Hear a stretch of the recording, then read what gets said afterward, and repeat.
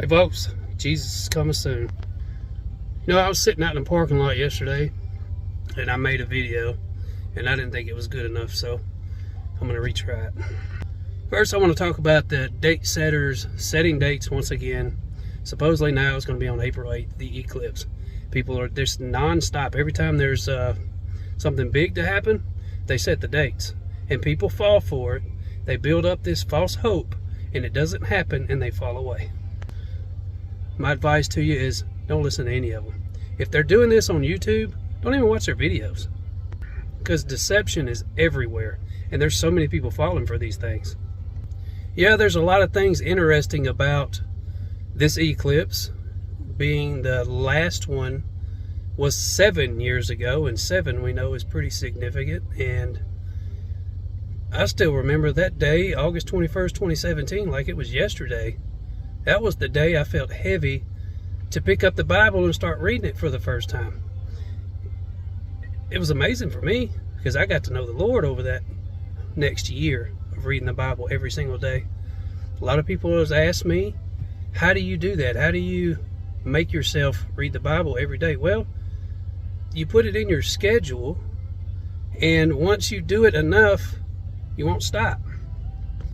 It'll become like an addiction. You know, you won't stop doing it. And if there's a day that you accidentally skip because you got busy, it'll be in your mind. Oh man, I didn't read the Bible today. Oh, I didn't read the Bible today. And then you'll start feeling heavy to read it double, you know. There's so much going on right now, folks. And the biggest one that I'm seeing the most of is meanness. And it is heavy. How people can go out of their way to be so cruel to somebody is beyond me. I'll tell y'all a few stories, and I'll start off with the most recent one. I've been taking my truck to a certain tire shop because I paid for a lifetime balance and rotate when I got these tires last year, I do believe. Maybe longer than that. But I've been going back, and every time I've been, a certain guy that works there who's never messed anything up on my truck has always been out. So every time somebody else has worked on it, they've messed something up, whether it be putting too many weights on my tire and it creating a big soccer ball sized bulge in it. That really happened, and the manager in there, of course, was trying to argue with me about it being a default tire, and I had to prove to him that the bulge was right under, so it was on the inside of the tire, so it was right under where the guy had put 22 weights. It was a big ordeal, but they agreed to pay for the tire, which I was thankful for because the tire was very expensive. And the next time, it was tire sensors. When they took my tires off, I don't know why they even took my tires off to balance and rotate, but they broke all of my tire sensors, and those are $25 a piece. I couldn't afford to replace them, so I waited a little while, and when I went back in there, I talked to another manager, and he told me that they would replace them. Well, they did. Well, this time when they replaced those, they didn't tighten my center caps up all the way. Those also were $25 a piece. And one flung off. One they didn't put a bolt in. So it was rolling around and around and around. And it was, well, me and my wife was doing that long trip right before her car messed up. It's been non-stop. So when I got the new center caps that they replaced, I couldn't find anywhere on eBay or Amazon or anywhere where you can just buy one or two. You had to buy the whole set. So they had to replace the entire set of my center caps. And so we're up to about $500 or $600 that they had to replace on my truck for their mess ups.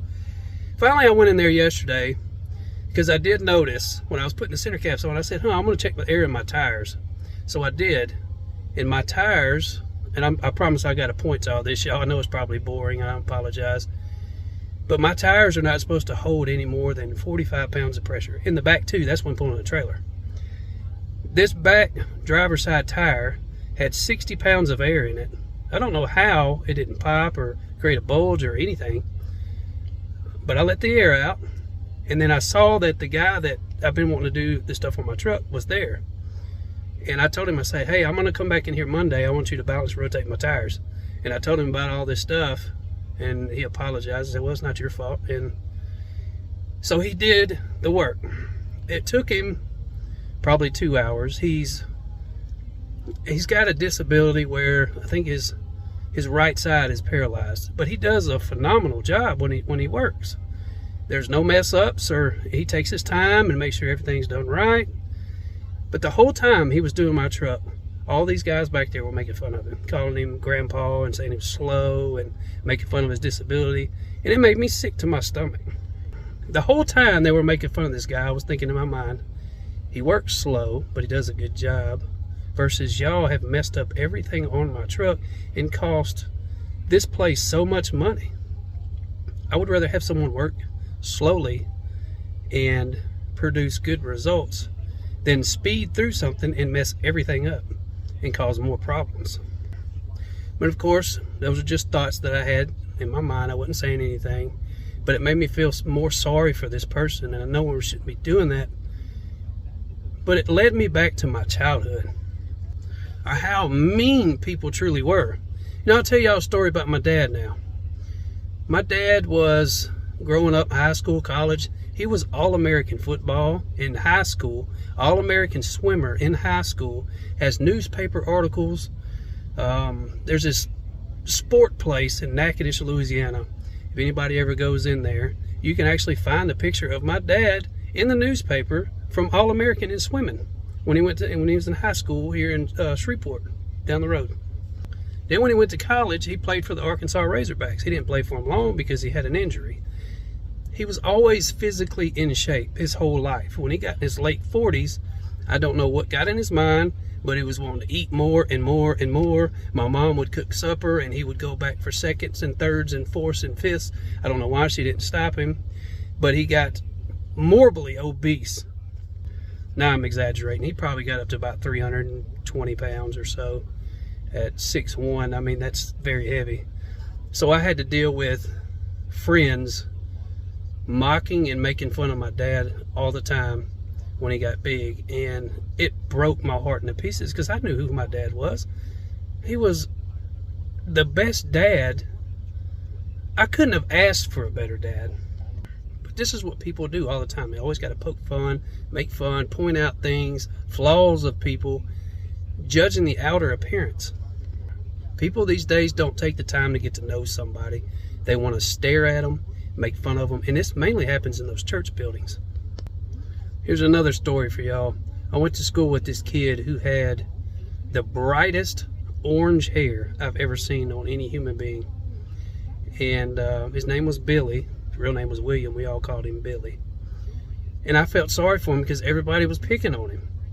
Of course, they were picking on me too, you know, but they took it too far with this kid.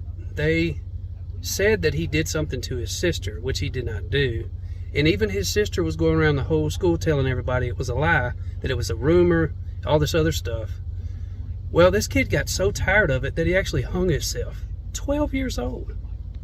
Of course, this was back in 96, something around 96, 97, something like that.